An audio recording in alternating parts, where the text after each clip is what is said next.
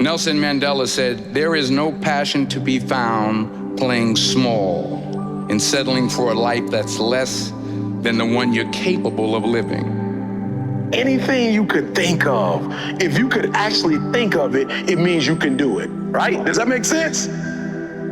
So if it pops up in your brain, it means that you have the ability to do it. Why? Because the brain would never think of something that it could not do. So don't be afraid to go outside the box.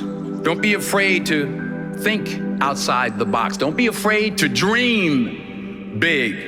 One of the tricky things I think with people is they haven't ever stopped to think about what they want because they think they can't have it. And so to think about what they want is too painful. What people think about you and the possibilities for your dream is none of your business. They have no imagination, ladies and gentlemen. They're living out of the past, out of their memory. Their attitude is it can't be done because they haven't seen it. Let's say you wanted to start a podcast in the past and you did 3 episodes and then you fell off. And so then criticizer gets 1 point and then they think, I told you so. Why are you doing another kick like this? Oh, you're gonna try that now. Okay, here we go again. The thing is that you are still closer having done 3 than having done 0.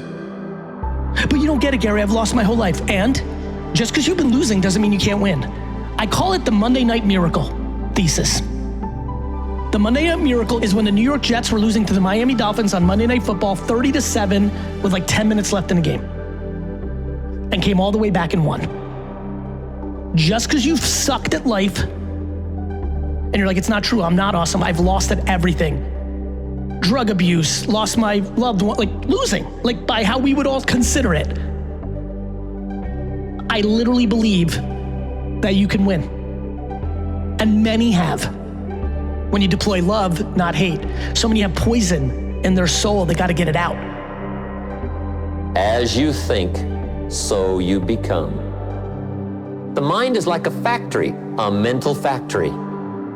And whatever you think about all day long pours ingredients into this mental factory. Can you imagine dumping a barrel of trash into this mental factory every day and coming out with a rich, dynamic, positive life? It can be done. And it starts with thought. Everything starts with thought. So you must be wise and careful what you think about, because that starts everything.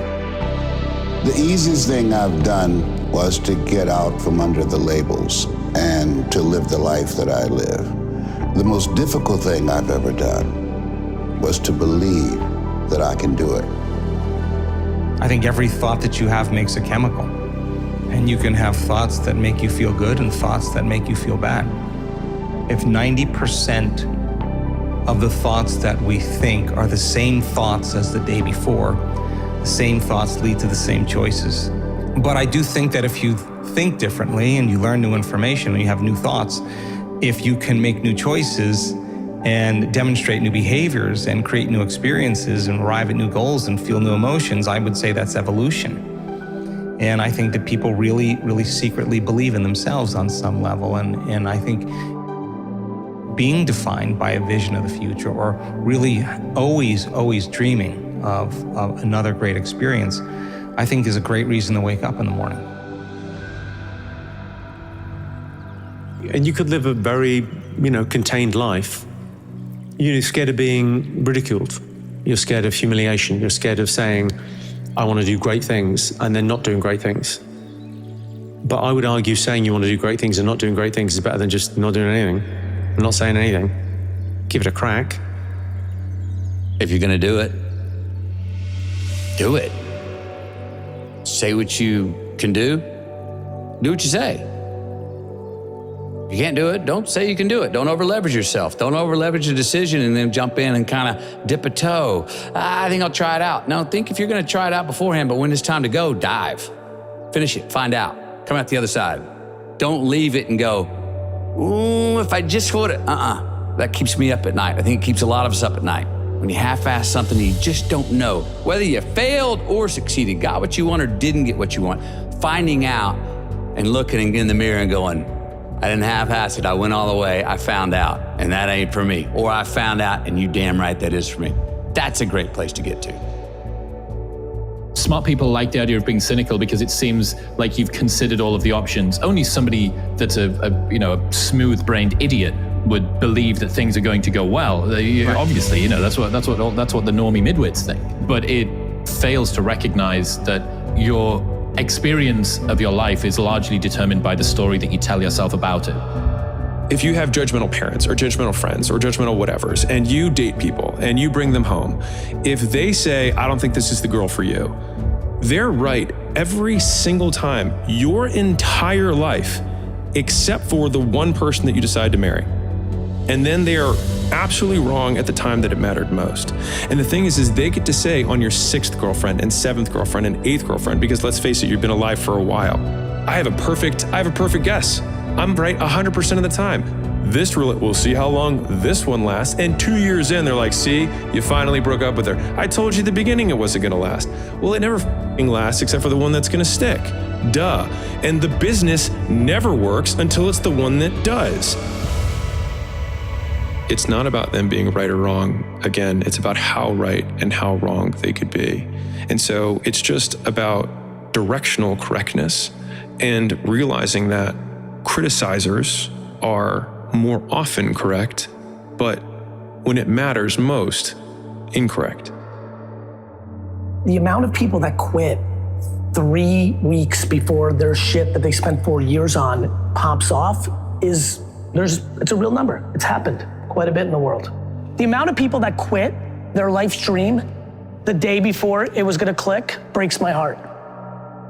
There was a time in my room, and I'll never forget this, 2008, I just got cut from the Seahawks. I'm in my parents' house because I don't want to go out. Looking around my room, all the trophies, all the jerseys, see my 1-year-old son. And I said, man, is this it? Is this the Mecca of my life? And something inside of my soul said, it's not it. It's just the beginning. And there was no external evidence of that. I had to trust that internal knowing that this was it. One of the best things you can ever do in your life is to change your words. Your tongue, your words have the ability to shape your world. You gotta get to a place where you say, you know what? I gotta stop talking about what I don't have and who's not here and what someone didn't give me. I gotta stop talking death and I gotta start talking life. When you look at your life, I promise you there is a connection between the life you live and the words you have spoken, because my words can change and shift my world. So many people rehearse mentally what they're about to do. And when they do that, they actually prime their brain. They actually can change their brain and change their body just by thought alone. What thoughts do I want to fire and wire in my brain? Let me become familiar with those. What behaviors do I want to demonstrate? What would greatness do? What would be the feeling that I want to feel if I was able to do it? Would it be worth? Would it be self-love? Would it be freedom? Would it be joy? Let me teach my body emotionally what a future could actually feel like before it happens. The more you rehearse it mentally, the more you prime your brain and body for the act. So you could actually practice rehearsing how you're going to change in your life. Teach your body emotionally that there's another way to feel, and do it over and over again. It'll become familiar to you. Intentionally act like the person you want to become. That's not fake it till you make it, by the way. This is intentional, because when you intentionally act like the person you want to become, your brain sees you taking those actions, so your brain starts to change the way it relates to you. Everyone says, I want to be the world's best tennis player. I want to be the world's best basketball player. I want to be the world's greatest podcaster. That's already been done. But there's another level. You're not thinking big enough. The process it takes to be number one and stay at number one, your dreams and thoughts better be so big that they better scare you. It has to be something that nobody else has thought about before or done before.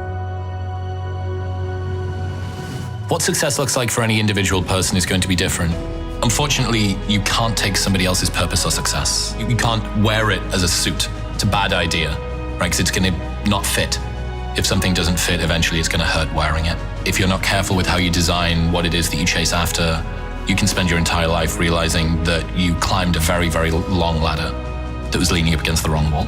I truly think that the thing that I've suffered from the most in my life, as I look at Kobe and, you know, all these pictures of these great people, you know, dude, I just thought too small. True desire in the heart, that itch that you have, that thing that you want to do to help others and to grow and to make money, that desire, that itch, that's God's proof to you, sent beforehand already to indicate that it's yours. You know, you only get one ride around this thing. You know, think big.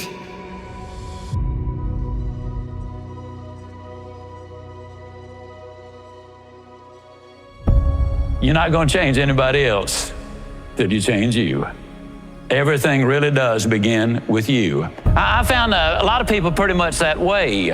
They've got an awful lot underneath the surface, but until they bring it out and take it to the marketplace, they will never realize even a minute fraction of the benefits that they could bring themselves, their families, their friends, their community, and everyone else.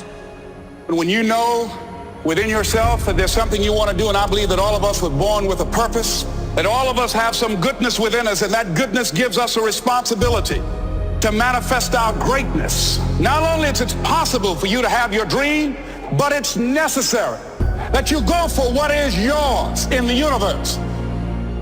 What is it that I must become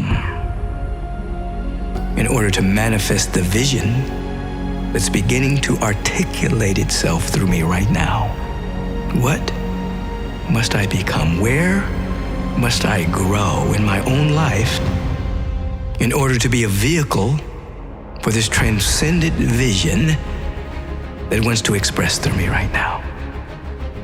There is a sacred law that you can't really have in your life what you're not willing to become vibrationally. What must I become? Where must I grow? Some people need to grow in becoming more loving or more self-loving. Where must I grow?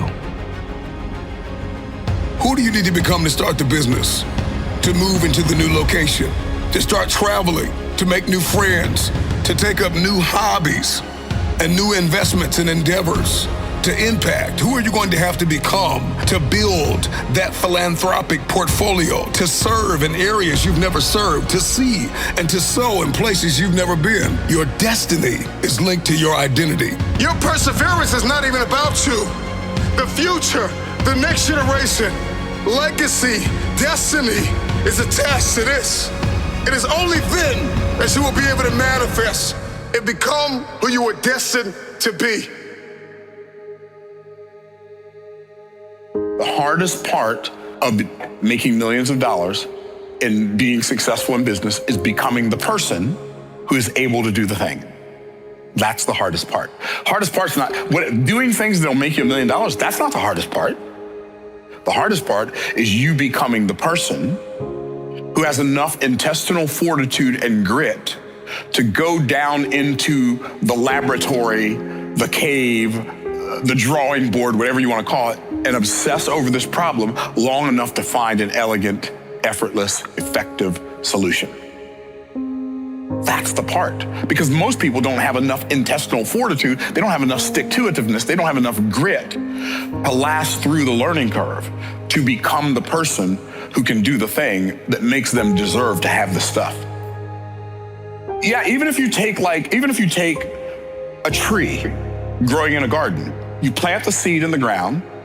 In order for the seed to become a tree, the first thing it must do is exactly the same as the first thing we must do when we're getting ready to go through our transformation. What is that? It must be willing to cease to be a seed. Unless I'm willing to cease being what I've always been, I can never become whatever I can't have the potential to become.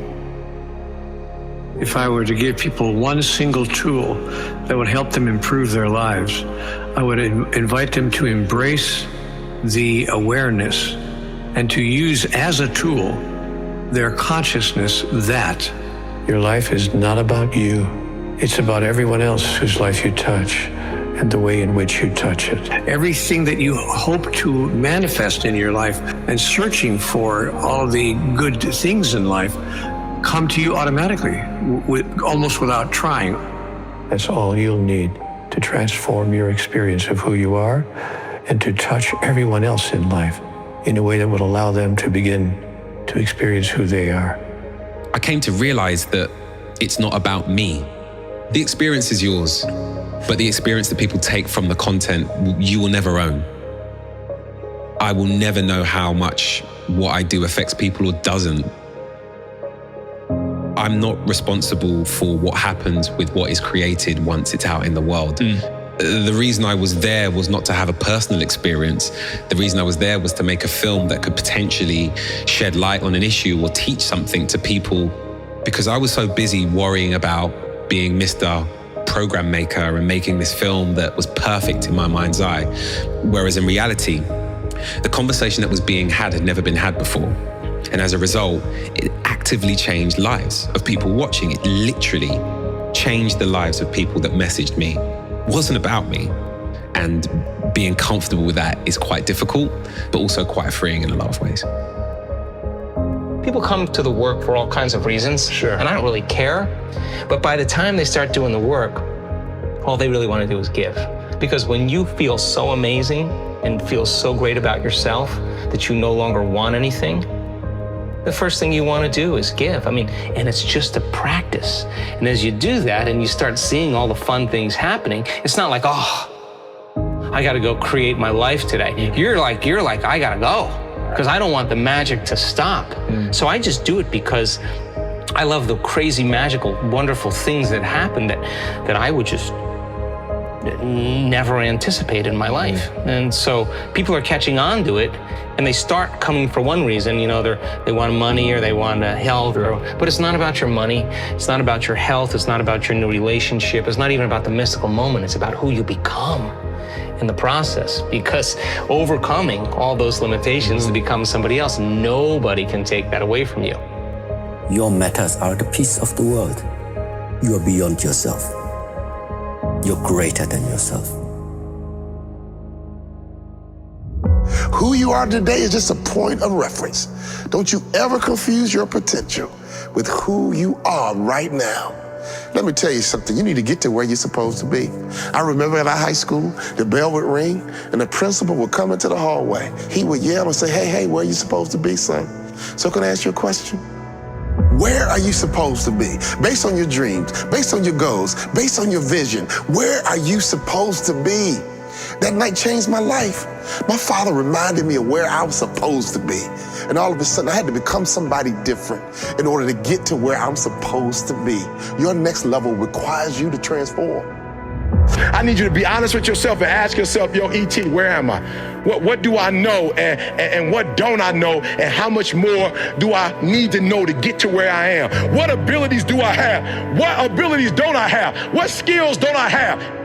If I don't acquire those skills, it's going to allow me to be stuck where I am. What skills don't I have? What skills do I still need to get? What information do I have? What information don't I have? And what information do I need to get to where I'm trying to go? If you've decided I can't, because I was unlucky, my mom this, my dad this, my country this, my gender that, my income level this, well, then it's over. Doesn't matter what I think, you think, anyone else thinks, it's over. I just refuse to talk to another human being and believe that to be true, because there's been billions of examples of the alternative. There's a reason that people that were deeply alcoholic have been able to be sober the rest of their lives after going through a process. There's a reason that therapy is profound. There's a reason that meditation is profound. There's a reason that exercise is profound. To me, there's something I believe in. If one person that lived that cliche life has gone on to be an incredibly productive person, it now means it's capable and true. And understand anything you can see on the screen of your mind, you can manifest in your material world.